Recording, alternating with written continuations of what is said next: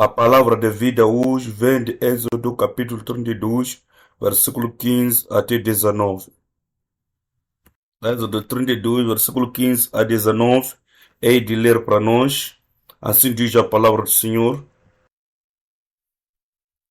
Então Moisés desceu do monte, levando nas mãos as duas tábuas da aliança. Estavam escritas em ambos os lados, frente e verso. As tábuas tinham sido feitas por Deus, o que nelas estava gravado fora escrito por Deus. Quando Josué ouviu o barulho do povo gritando, disse a Moisés: há barulho de guerra no acampamento. Respondeu Moisés: não é canto de vitória, nem canto de derrota, mas ouço o som de canções. Quando Moisés aproximou-se do acampamento e viu o benzer e as danças, irou-se e jogou as tábuas no chão ao pé do monte, quebrando-as. Esta é a palavra de Deus. Amém. Hoje vamos dar continuidade com aquilo que são escritos de Moisés no Monte Sinai. E deixa-me começar com a passagem que diz: se não entendem os escritos de Moisés, como é que poderão entender a Jesus? Vamos voltar para João capítulo 5, versículo 46 a 47. Vamos ler juntos. E se vocês crescem em Moisés, vocês creriam em mim, porque ele escreveu acerca de mim. Mas se vocês não creem os seus escritos, como é que vocês poderão crer nas minhas palavras? Os israelitas acabaram matando o Senhor Jesus Cristo, razão por qual que eles não criam em Jesus. Quase todos no mundo hoje creem que Jesus foi uma figura histórica. Na verdade, ele viveu nesta terra. Mas quantos deles creem que Jesus é o próprio Deus? Não muitos. E Jesus diz que se vocês crescem nos escritos de Moisés, ele refere-se ao Antigo Testamento. Os primeiros 5 livros do Antigo Testamento foram escritos por Moisés. Ele diz que se vocês crescem nesses escritos, iriam crer em mim. Então vamos nos perguntar a nós mesmos quais são os escritos de Moisés. Aonde pela primeira vez aparecem os escritos de Moisés. Isso requer que visitemos a história para descobrirmos qual era a palavra de Deus por detrás dos escritos de Moisés. O que pode nos ajudar a entender que Jesus Cristo não é apenas um ser humano, mas é Deus em si mesmo. Celebramos a festa da colheita sabendo exatamente que são 50 dias depois da libertação dos israelitas no Egito. Mais uma vez quero enfatizar a importância destas datas. O tempo. Deus nunca faz nada por acaso, sempre faz de acordo em cumprimento de suas profecias no Antigo Testamento. Por isso que cada dia e tempo já foi predeterminado por Deus. Por isso conhecer datas exatas é importante para saber disto. Nós aprendemos que o êxodo aconteceu em 1446 a.C. A data foi 15 do primeiro mês naquilo que é o calendário judaico. E é exatamente quinta-feira. Todos esses dias o reverendo Pag determinou nas suas séries da história da redenção, baseado no primeiro sábado que eles observaram ao sair do Egito, com os dias em que receberam o maná. Essa data está escrita em Números capítulo 33, versículo 3. E eles chegaram no Monte Sinai no primeiro dia do terceiro mês. Era domingo. E vemos isso em Êxodo capítulo 19, versículo 1. Logo que os israelitas, mais de 2 milhões de pessoas, chegaram no Monte Sinai, este Moisés, que já tinha 80 anos de idade, começou a subir no Monte Sinai. Uma monte que é de altura de 2.291 metros. Este ancião poderia subir este monte no mesmo dia e descer no mesmo dia. Para quê? Para que houvesse aliança entre Israel e Deus. Então existem 8 subidas que são apresentadas sistematicamente na história. Vamos olhar para o primeiro até terceiro, a exceção ou subida. Depois olharemos para o quarto ao oitavo Aqui estão as datas. Como eles chegaram no Monte Sinai, dia 1 do terceiro mês, ele subiu na segunda-feira seguinte, dia 2 do terceiro mês. E subiu também no dia seguinte, que era dia 3 do terceiro mês, que já era terça-feira. E vamos passar a quarta-feira, ele volta a subir, dia 5 de terceiro mês, que já era quinta-feira. A quarta ascensão aconteceu no dia 6 do terceiro mês, que era sexta-feira. A quinta ascensão aconteceu dia 7 do terceiro mês, que era sábado. Na sexta, sétima e oitava ascensão, ele permaneceu na montanha 40 dias em cada viagem que ele fez. Ele subiu no dia 8, terceiro mês, que era domingo, e voltou no dia 17 do quarto mês, que era quinta-feira. Depois de descer no dia seguinte, por alguma razão, ele volta para a montanha já no dia 18 do quarto mês, que era sexta-feira, e fica lá e volta no dia 28, que era terça-feira do quinto mês. E tem um dia, quarta-feira, que ele não sobe e volta a subir no dia 30, quinta-feira do quinto mês, e volta no dia 10 do sétimo mês. Esta é a sétima sessão. A jornada começa na segunda-feira e termina na segunda-feira. Como já explicamos no último domingo, no primeiro dia Moisés sobe a montanha. A razão pela qual ele sobe a montanha é que muito tempo atrás, antes de Israel ser libertos, Deus havia dito a Moisés: depois de eu libertar o seu povo do Egito, eles virão para me adorar no Monte Sinai. E Moisés se lembra disto e sobe para o Monte Sinai nesta data. Nesta data, o Deus Todo-Poderoso entra em contato com as pessoas, o que chamamos de aliança, e dá a proposta de fazer aliança com os israelitas. Sua promessa é de que, uma vez que entram na minha aliança, vocês, como toda a nação, se tornarão a minha possessão. Em hebraico é Kraujor, e significa o melhor dos melhores. Não apenas isso, mas vos tornarei o reino sacerdotal. Isto não significa que toda a nação é composta de sacerdotes, não. Essa palavra reino é Malekaf em hebraico. Significa o reinado de Deus ou domínio de Deus. Isso significa nos tornarmos reino sacerdotal de Deus, a nossa nação vai ganhar este domínio sobre o mundo. Por isso, qualquer nação, como indivíduo ou família, que entra em aliança com Deus, será exaltado. E esta é a promessa de Deus. E Moisés desce no mesmo dia e pergunta ao povo: vocês gostariam de entrar em aliança com Deus? E as pessoas dizem: claro, é isso que queremos. E Moisés leva a resposta para Deus no dia seguinte. E diz: Deus, as pessoas dizem que farão o que tu nos disser. E Deus diz: nesta terça-feira, quarta até quinta-feira, terão essa santificação, significando que deve se purificar.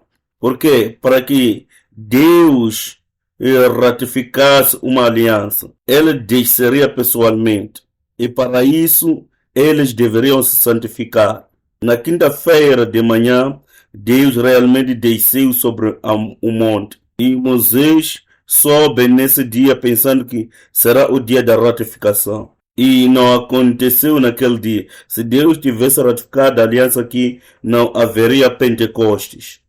E Deus diz: garanta com que ninguém se aproxime à montanha, porque qualquer pessoa com pecado, neste dia, se eles se aproximarem de Deus, o poder de justiça de Deus vai lhes matar. E Moisés desce e diz ao povo: não se aproxime da montanha. E isso acontece nesta data. Este dia é muito importante. No sexto dia do terceiro mês, que é sexta-feira, Deus desce, finalmente. Pela primeira vez na história, Deus falou os seus 10 mandamentos. A palavra mandamentos em hebraico significa palavras. E isso está escrito em Êxodo capítulo 20, versículo 1 a 17. Quando Deus desceu, deu as suas 10 palavras, os 10 mandamentos aos israelitas. Isto acontece que é o 50º dia depois da saída deles do Egito. Exatamente no dia 50 isto aconteceu. A forma como eles mataram o Cordeiro Pascal, a forma como eles saíram da terra do Egito, a forma como eles chegaram no Monte Sinai, a forma como Moisés subiu no Monte Sinai, e no 50º dia eles recebem os 10 mandamentos. Isto mostra exatamente como Jesus foi crucificado e foi ressuscitado. Depois, 50 dias, depois da sua ressurreição, os discípulos receberam o Espírito Santo. Isto é Pentecoste. Mesmo o dia de Pentecoste não veio por acaso.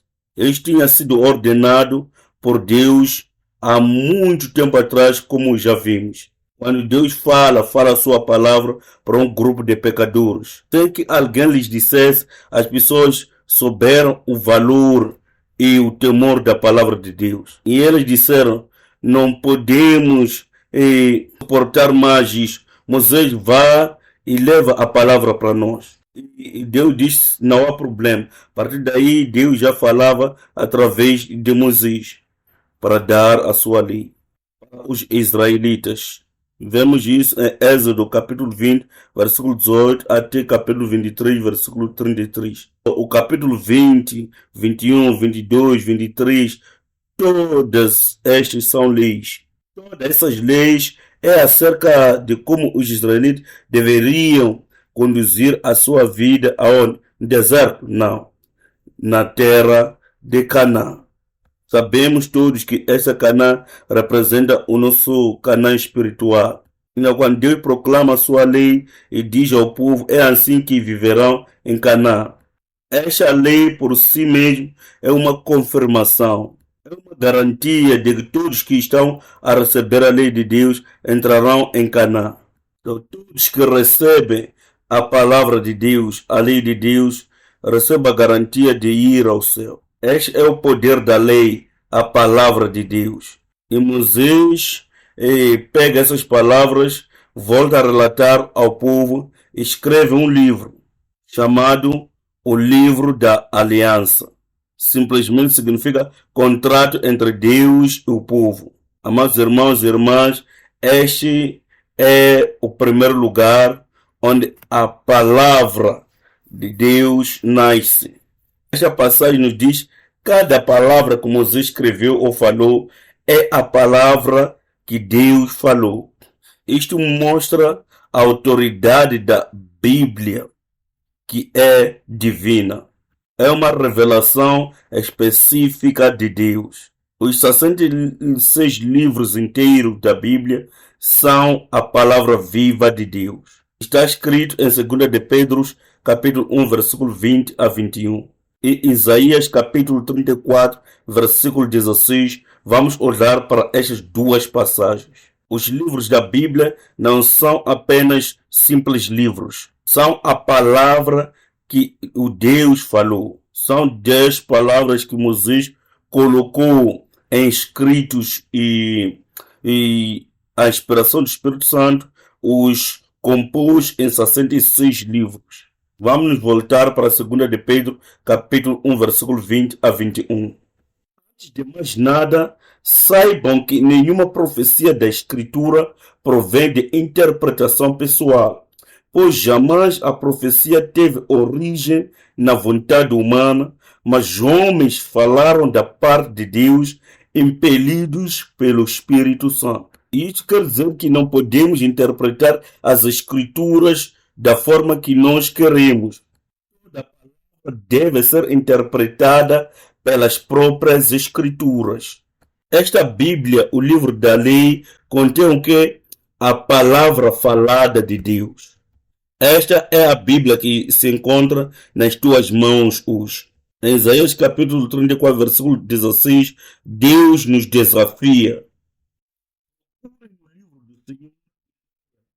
nenhum deles estará faltando, nenhum estará sem o seu par, pois foi a sua boca que deu a ordem, e o seu espírito os ajuntará. Agora vê que o livro da aliança que Moisés começou a escrever lá nos anos 140 1446 a.C. é a verdadeira revelação especial de Deus. Depois disto, na manhã seguinte, haveria uma cerimônia.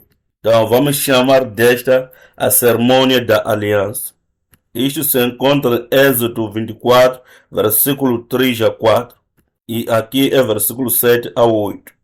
Vamos ler Êxodo 24, versículo 3 a 4. Êxodo 24, versículo 8 diz: Depois Moisés aspergiu o sangue sobre o povo e disse: Este é o sangue da aliança que o Senhor fez com vocês, de acordo com todas essas palavras. Ao aspergir o sangue sobre o povo, Moisés diz que este é o sangue da aliança.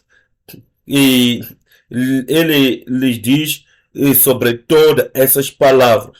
Quer dizer que não é possível ter uma aliança com Deus sem o derramamento de sangue, ou sem a presença do sangue.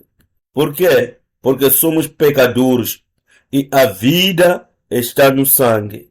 Mas aqui Moisés não está enfatizando o sangue, mas sim a aliança. O sangue é o sinal da aliança, ou do ato da aliança. Afinal, qual é o conteúdo? Não é o sangue. O sangue é apenas um sinal. O conteúdo é a própria aliança. Para fazer entender que há um acordo entre nós e Deus, temos este sinal que é do sangue. E a sua essência é a aliança que contém a palavra viva de Deus. A referência que dá a entender que a vida está no sangue se encontra em Levíticos, capítulo 17, versículo 11, versículo 14. Diz que a vida está no sangue. Quando o sangue, que é o sinal da vida, é aspergido sobre o povo e no livro da aliança. O Hebreus capítulo 9 explica que Deus está dizendo que eu cuidarei deste acordo que entro com vocês com a minha própria vida. Quando esta aliança é quebrada, a vida é perdida. Antes da celebração dessa aliança, Deus diz que ninguém pode se aproximar do monte. Mas depois da celebração desta aliança, derramamento deste sangue, Moisés, Arão, Nadab, Abiúd e todos os anciãos são chamados por Deus. Subam para a montanha e lá há um almoço ou uma refeição de aliança. Como resultado desta aliança, eles já são capazes de ver a Deus e sentar, comer e beber com Deus. E aí Deus diz a estes israelitas que foram escravos por mais de 430 anos. Agora Deus diz: vocês sois nobres. Encontramos este relato em Êxodo capítulo 24, versículo 11. Isto é muito importante. Os israelitas não fizeram nada, são os mesmos escravos, mas porque Deus veio ter com eles, a sua classe, o status mudou. Deixaram de ser escravos, tornaram-se nobres. E Deus diz que não pense porque vocês são justos e retos que eu entrei em aliança com vocês. Deuteronômio capítulo 9, versículo 4 a 6 claramente nos diz: não é porque vocês são justos que entrei em aliança com vocês, mas por causa da aliança que fiz com Abraão, Isaac e Jacó. Para cumprir esta aliança, entrei em aliança com vocês e chamo de vocês nobre. Amados irmãos e irmãs, o fato de nós estarmos aqui e a invocar o nome do Senhor neste culto maravilhoso em que nos encontramos, não é porque nós somos justos. Somos guiados pela graça de Deus, que é fiel nas suas promessas, que fora celebrado milhares de anos e que está se cumprindo em nós. Pela sua graça e pelo poder de sua palavra. É pelo poder da aliança que somos chamados o povo precioso de Deus. Depois disso, poderá pensar, isso é tudo que precisávamos. Temos o nosso status transformado. Agora somos povo nobre, somos povo de Deus, somos povo que está em aliança com Deus. Nós temos os oráculos vivos do próprio Deus. O que é tão estranho?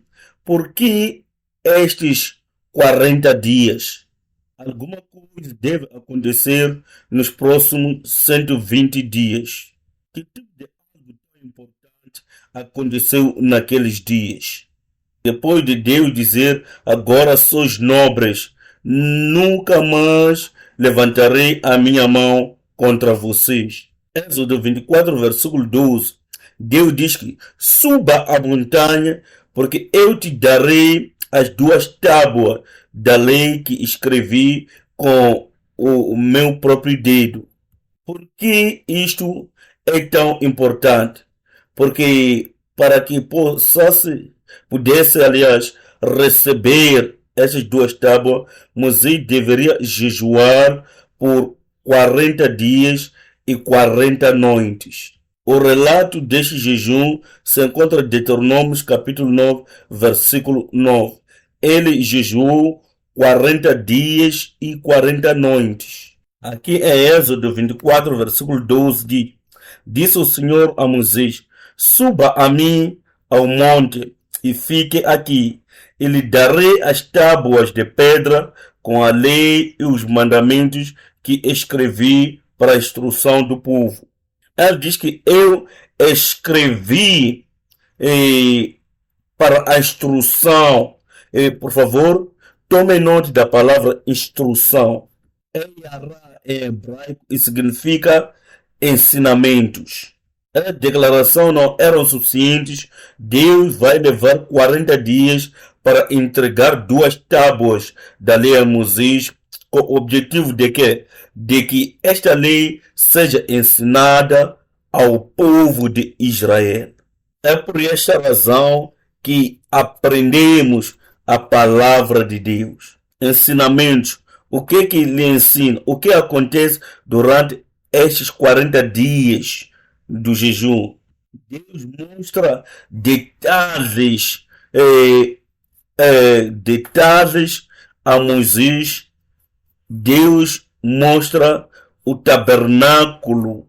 Deus mostra o desenho, a planta e cada detalhe que tem a ver com o tabernáculo. E vemos isso a partir do capítulo 25 a capítulo 31. Tudo isto são detalhes acerca do tabernáculo. Afinal de contas, o que é isso de tabernáculo? Tabernáculo é a casa de Deus, certo? Quando Deus dá o desenho do tabernáculo e instrua Moisés para a construção do tabernáculo, o que isso significa? Significa que Deus quer coabitar com o povo de Israel. E Deus conversa com Moisés tratando da construção do tabernáculo, que é o cumprimento da promessa de Emanuel. E adivinha o que acontece lá debaixo da montanha? O mesmíssimo lugar em que a cerimônia da aliança aconteceu. Há uma grande reunião entre o Deus dos céus e o homem de Deus no topo da montanha, tratando do tema Emanuel. Debaixo da montanha, as pessoas estavam a fazer o bezerro de ouro. E vemos isto em Êxodo capítulo 32. Você sabe o que o povo estava a dizer? Em Atos capítulo 7, versículo 39 a 40, relata exatamente o que estava a acontecer nas mentes do povo. Durante estes 40 dias da ausência de quem? Da ausência de Moisés, o homem de Deus. Vamos abrir em Atos capítulo 7, versículo 39 a 40. E este é o diácono Estevão que está a falar acerca disso. E diz: Mas os nossos antepassados se recusaram a obedecer. Pelo contrário, rejeitaram. Rejeitar o que significa? Significa repudiar e condenar alguém. E em seus corações voltaram para o Egito. Disseram a Arão: Faça para nós deuses que nos conduzam, pois a este Moisés que nos tirou do Egito, não sabemos o que lhe aconteceu.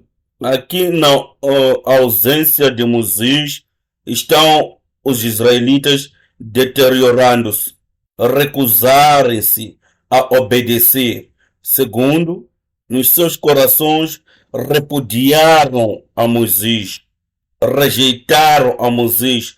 Terceiro, nos seus corações voltaram para o Egito. Este é o estado em que se encontravam os israelitas. E o que aconteceu? Moisés, depois de 40 dias e 40 noites de oração e jejum, ele carregava as duas tábuas em que Deus havia gravado os seus mandamentos com o seu próprio dedo. Então Moisés desce e vê o que aconteceu e quebra as tábuas da lei no mesmo lugar em que aconteceu a cerimônia da aliança. Você acha porque Moisés estava irritado? Não. Antes dele descer, já sabia o que aconteceu e ele pediu desculpas a Deus pelo povo. E Deus diz que não são mais o meu povo, é o teu povo que você libertou. E Deus se recusa a aceitar o fato de que fora ele que libertou os israelitas. E diz que é você, Moisés, é seu povo isso. Deus já estava a rejeitar o povo por causa de sua idolatria. Haviam se passado apenas 42 dias deles ter ouvido pela boca do Senhor as palavras do Senhor. E Deus desistiu do povo. Mas Moisés não desistiu. E você acha que Moisés iria quebrar essas tábuas de lei porque havia sido irritado? Não. Afinal, o que significavam essas tábuas da lei? Se o contrato é anulado, significa que o contrato já não funciona. As evidências do contrato já não existem. É um sinal claro de que aqui já não há o que? Contrato. Pois o povo não está mais sujeito àquilo que são condições do contrato. Como é que podemos ter certeza de que aquilo que o diácono Estevão falou acerca dos israelitas não reflete aquilo que nós somos hoje? E no dia seguinte, Moisés volta para a montanha, porque Deus não havia confirmado a ele que havia perdoado o povo. Então Moisés volta a subir para a montanha a orar pelo povo. Vamos isso em Deuteronômio capítulo 10, versículo 10, e aqui em Deuteronômio capítulo 9, versículo 25 a 29, é um relato muito importante. Porque se esta passagem não fosse interpretada precisamente, não teríamos as 8 exceções de Moisés ao Monte Sinai. Dias que os israelitas estão a observar também não seriam precisos, porque até os judeus não têm o exato relato das 8 exceções mosaicas ao Monte Sinai, até hoje em dia. Isso nos torna fácil porque percorremos de todos esses versículos. Por correr todas estas passagens, sabemos exatamente o que aconteceu quando Moisés subiu, o que aconteceu quando Moisés desceu. É bem difícil. Deuteronômio capítulo 9, versículo 25 a 29, nos fala exatamente como Moisés subiu no Monte Sinai para orar, insistir e intercedendo pelo povo. Vamos nos voltar para a sua oração. Como é que ele orou? Vamos ver a oração de Moisés em Deuteronômio capítulo 9, versículo 25 a 27. Fiquei prostrado perante o Senhor durante aqueles 40 dias e 40 noites, porque o Senhor tinha dito que ia destruí-los. Foi quando orei ao Senhor dizendo: Ó soberano Senhor, não destruas o teu povo, a tua própria herança. Tu o redimiste com a tua grandeza e o tiras da terra do Egito com mão poderosa. Lembra-te dos teus servos, Abraão, Isaque e Jacó. Não leves em conta a obstinação deste povo e sua maldade e o seu pecado. Senão os habitantes da terra de onde nos tiraste dirão: como o Senhor não conseguiu levá-los à terra que lhes havia prometido, e como ele os odiava, tirou-os para fazê-los morrer no deserto. Mas eles são o teu povo, a tua herança, que tiras do Egito com o teu grande poder e com o teu braço forte. E tendo orado assim, ela desce depois de 40 dias. E Deus diz: tu e o povo eu não vou destruir, mas não irei a Canaã convosco. Vocês podem ir por vós mesmos. É isso que Deus diz. Amados, este Deuteronômio, capítulo 9, versículo 25 a 29, mostra que tem alguém intercedendo por você ainda agora. Intercedendo a Deus e dizendo: não leve em conta a obstinação deste povo. Não lembre-se, não olhe para a sua pecaminosidade, não olhe para as suas iniquidades, não olhe para os seus maus intentos, mas lembre-se da sua aliança. Quem é que está a interceder desta forma? Vamos voltar para Romanos capítulo 8, versículo 33 a 34. E se a intercessão de um homem, Moisés, foi capaz de aplacar a ira deste grande Deus, quanto mais a intercessão do Senhor Jesus Cristo.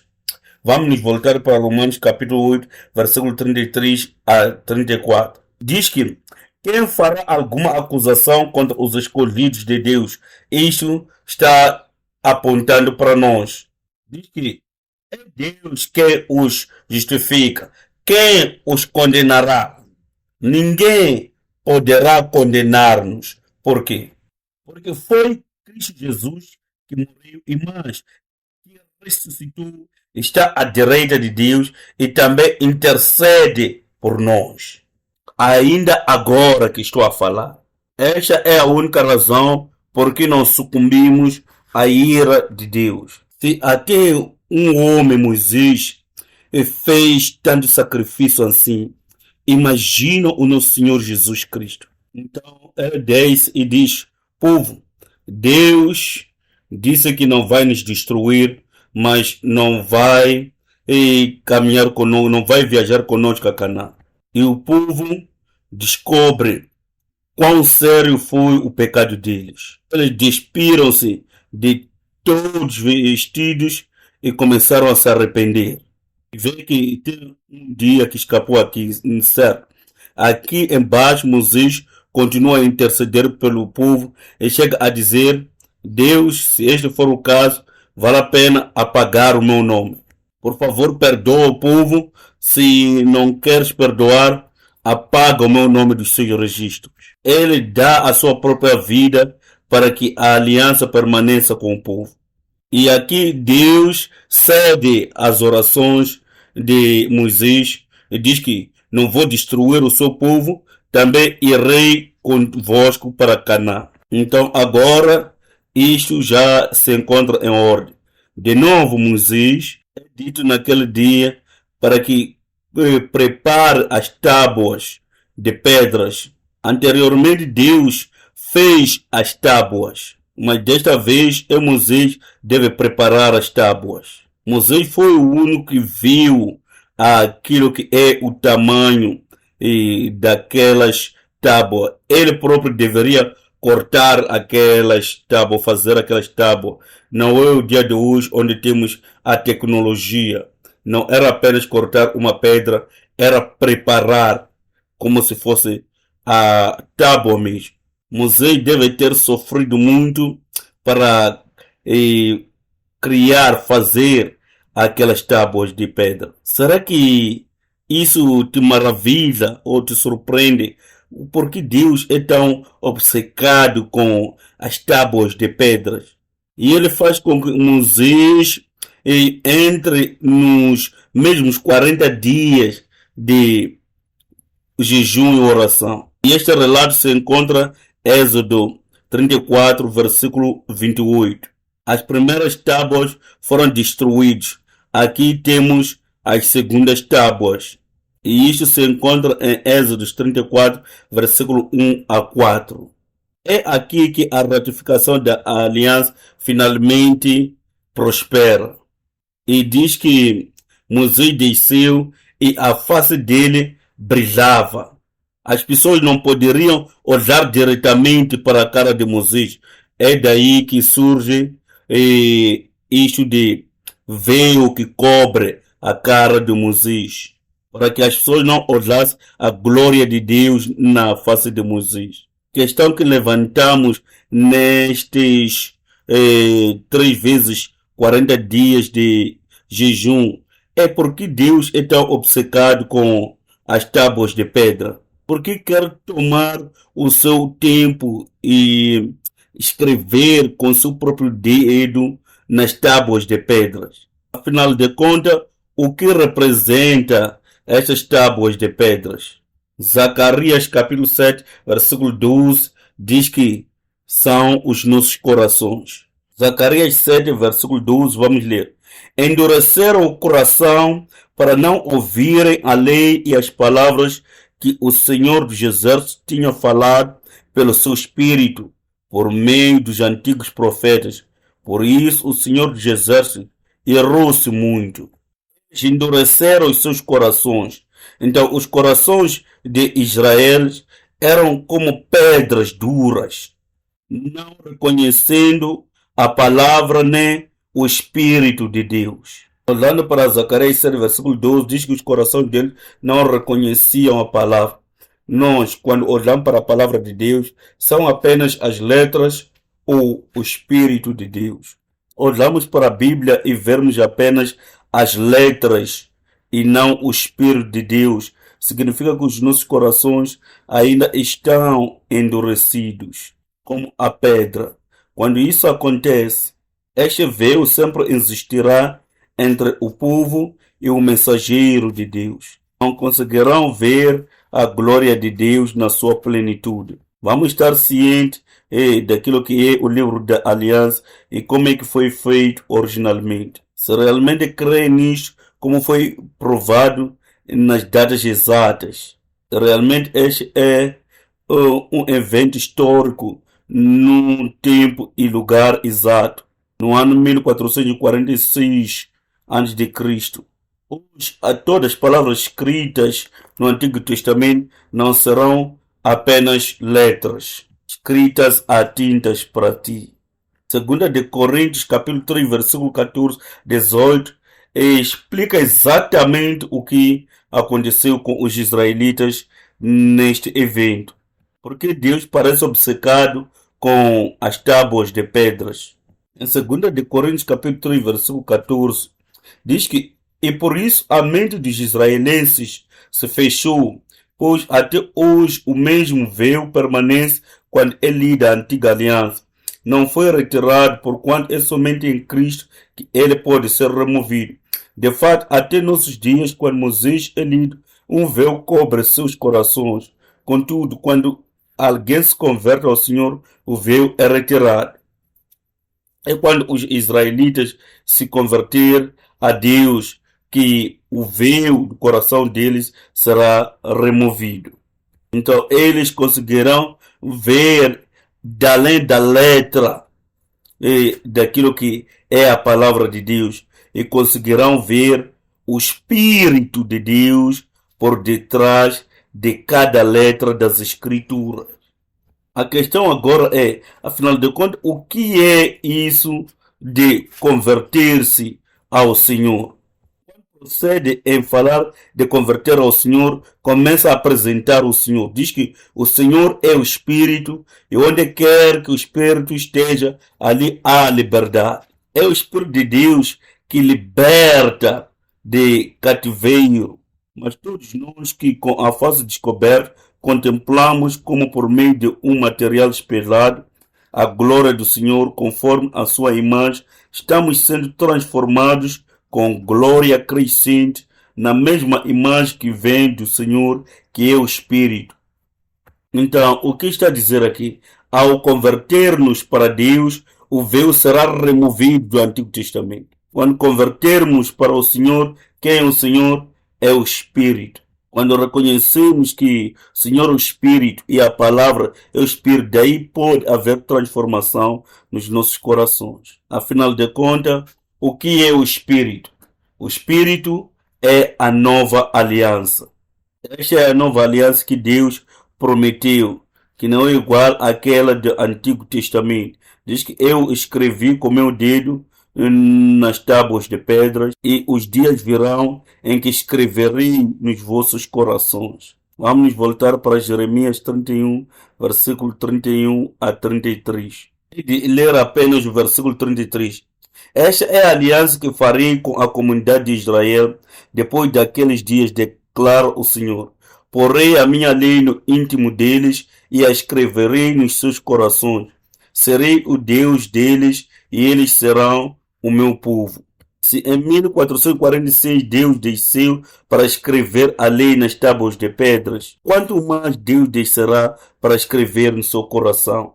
Deus prometeu isto e cumpriu isto, porque o Senhor Jesus Cristo, no último dia, quando ele fora traído para a crucificação, diz que este cálice é o sangue derramado por vocês, o sangue da nova aliança. Vamos ver que esta aliança foi ratificada pelo sangue dos animais. Jesus veio e faz exatamente a mesma coisa, ratificando a nova aliança com o seu próprio sangue. E isto foi cumprido da maneira como Deus originou. Vamos voltar para Mateus capítulo 26, versículo 28. Porque este é meu sangue de aliança.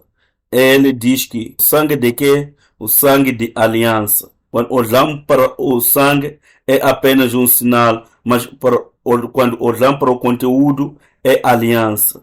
É o livro eterno da palavra de Deus, que é derramado por muitos para o perdão dos pecados. A mesma coisa em 1 de Coríntios capítulo 11, versículo 25. Jesus disse aqui, e este cálice é a nova aliança no meu sangue. Deus cumpriu a nova aliança que foi tipificada pela aliança de Moisés. Este é o cumprimento da nova aliança que o profeta Jeremias profetizou em Jeremias capítulo 31. Por causa disto, Deus nos fez, por causa da obra que Jesus fez, como ministros da nova aliança. Por favor, creia que Ele já fez a nova aliança contigo através de Jesus. Vamos nos voltar para 2 de Coríntios capítulo 3, versículo 6 a 9. Ele nos capacitou para sermos ministros de uma nova aliança, não da letra, mas do Espírito, pois a letra mata, mas o Espírito vivifica. O que é Espírito? Jesus disse que a palavra que estou vos falando não é apenas letras, mas sim Espírito e vida. Vamos olhar para João capítulo 6, versículo 63. Vamos ler junto. É o Espírito que dá vida. A carne não vale para nada. As palavras que vos falei são Espírito e vida.